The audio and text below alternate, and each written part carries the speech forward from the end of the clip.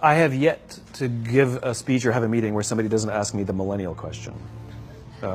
What's the millennial question? Apparently, millennials as a generation, which is a group of people who were born approximately 1984 and after, are tough to manage. And they're accused of being entitled and narcissistic, and self-interested, unfocused, lazy. But entitled is the big one. And because they confound leadership so much, what's happening is leaders are asking the millennials, what do you want? And millennials are saying, we want to work in a place with purpose, love that. We want to make an impact, whatever that means. We want free food and beanbags.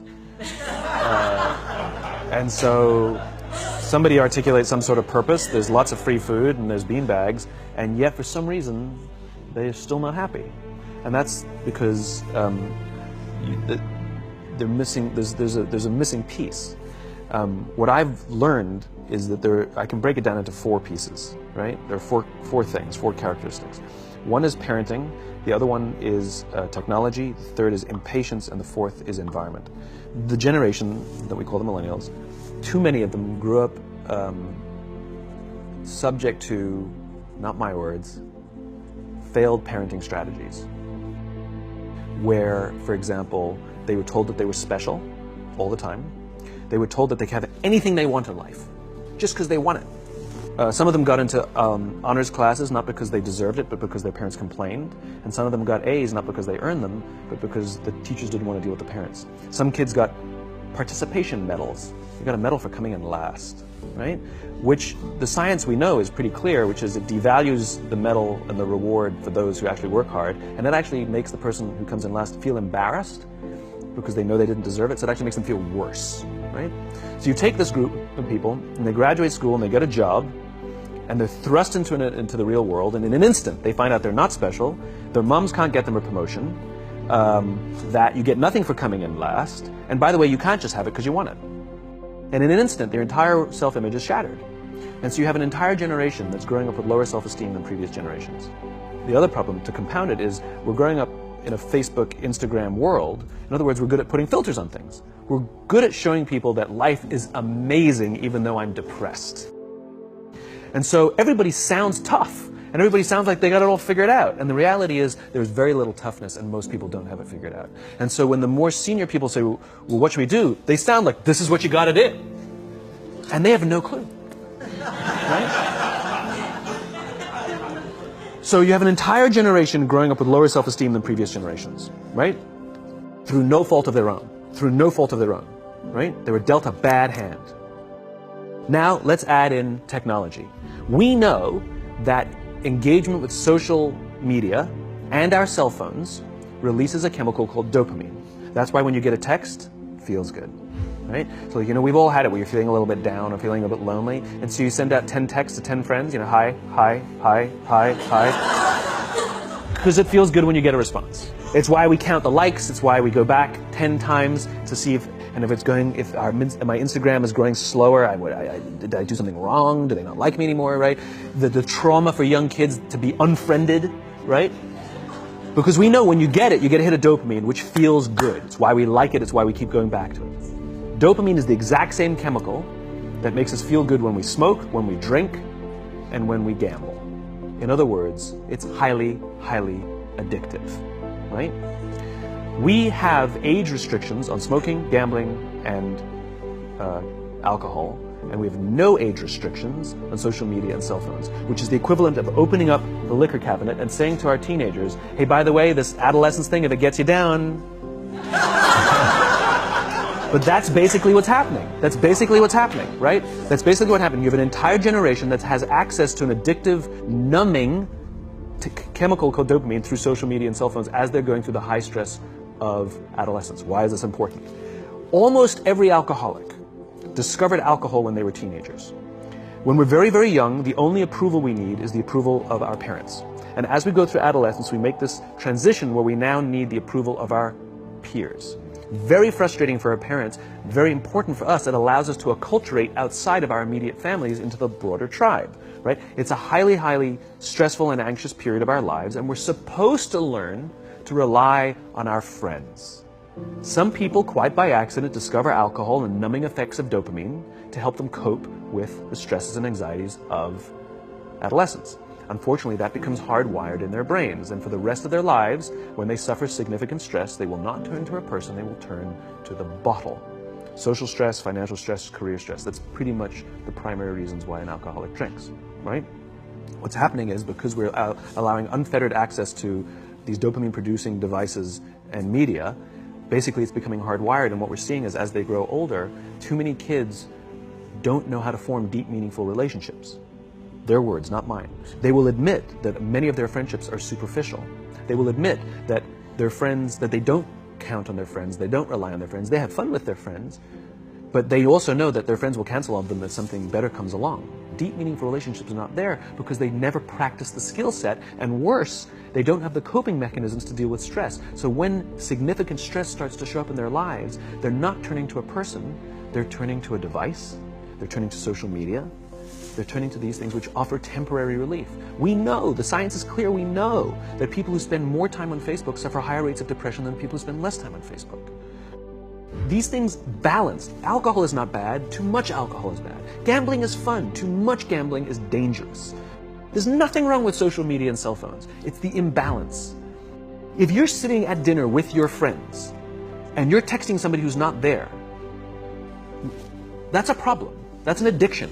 If you're sitting in a meeting with people you're supposed to be listening to and speaking, and you put your phone on the table, face up or face down, I don't care, that sends a subconscious message to the room that you're just not that important to me right now, right? That's what happens. And the fact that you cannot put it away is because you are addicted, right? If you wake up and you check your phone before you say good morning to your girlfriend, boyfriend, or spouse, you have an addiction. And like all addiction, in time, it'll destroy relationships, it'll cost time, and it'll cost money, and it'll make your life worse. So you have a generation growing up with lower self-esteem that doesn't have the coping mechanisms to deal with stress. Now you add in the sense of impatience. They've grown up in a world of instant gratification. You want to buy something, you go on Amazon, it arrives the next day. You want to watch a movie? Log on and watch a movie. You don't check movie times. You want to watch a TV show? Binge. You don't even have to wait week to week to week, right? I know people who skip seasons just so they can binge at the end of the season, right? Instant gratification. You want to go on a date? You don't even have to learn how to be like, hey. You don't even have to learn and practice that skill. You don't have to be the uncomfortable one who says yes when you mean no, and says no when you mean no, but yes when you...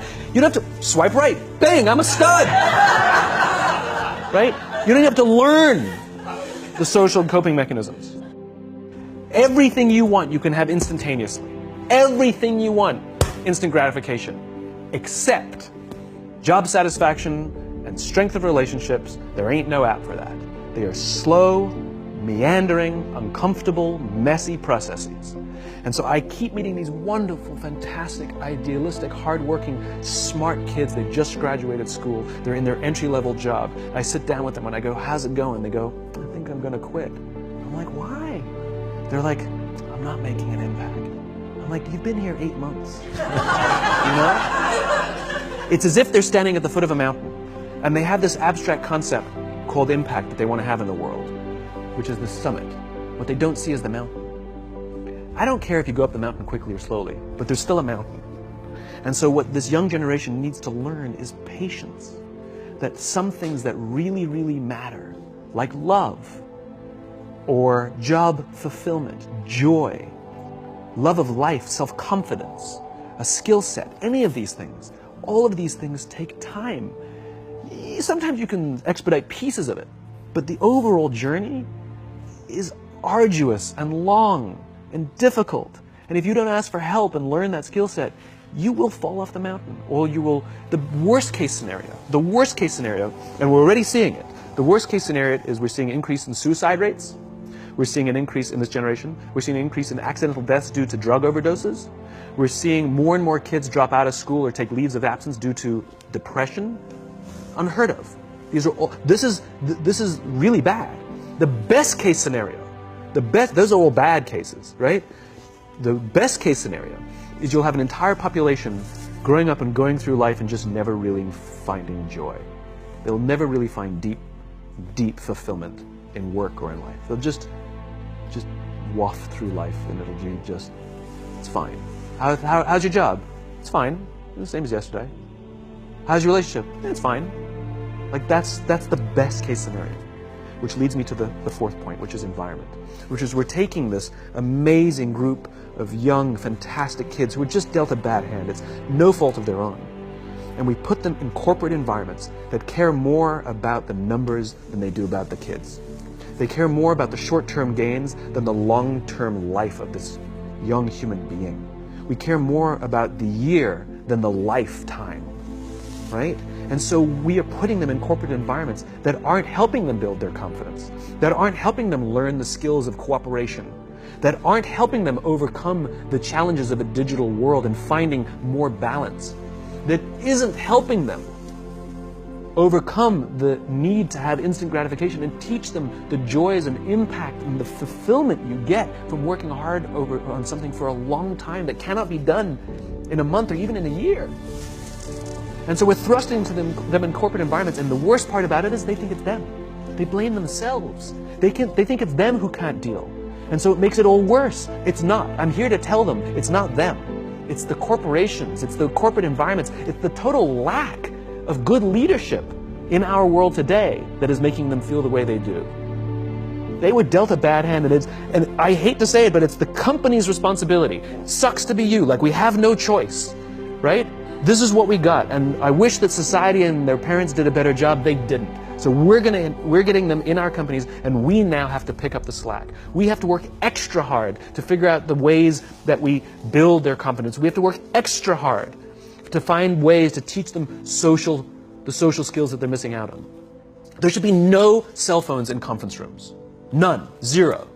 And I don't mean the kind of like sitting outside waiting to text. I mean like when you're sitting and waiting for a meeting to start, this is what we all do. We all sit here and wait for the meeting to start. Meeting starting? Okay. And we start the meeting. No, that's not how relationships are formed. Remember we talked about it's the little things? Relationships are formed this way. We're waiting for a meeting to start and we go, how's your dad? I heard he was in the hospital. Oh, he's really good. Thanks for asking. He's actually at home now. Oh, I'm really glad. That was really amazing. I know, it was really scary for him. That's how you form relationships. Hey, did you ever get that report done? Oh my God, no, I didn't. I'll help you out. Can I help you out with that? Really? That's how trust forms. Trust doesn't form in an event, in a day. Even bad times don't form trust immediately. It's the slow, steady consistency. And we have to create mechanisms where we allow for those little innocuous interactions to happen. But when we allow cell phones in conference rooms, we just, okay, have the meeting. And then my favorite is like when there's a cell phone there and you go like this, you go. It rings and you go. I'm not going to answer that. Mr. Magnanimous, you know? When you're out for dinner with your friends, like I do this with my friends. When we're going out for dinner and we're leaving together, we'll leave our cell phones at home. Who are we calling? Maybe one of us will bring the phone in case we need to call an Uber or take a picture of our meal. Goes without saying, come on. I'm an idealist, but I'm not insane. You know? Not a heathen. I mean, it looked really good. We'll take one phone. And so it's like an alcoholic. The reason you take the alcohol out of the house is because we cannot trust our willpower. We're just not strong enough. But when you remove the temptation, it actually makes it a lot easier. And so when you just say, don't check your phone, people literally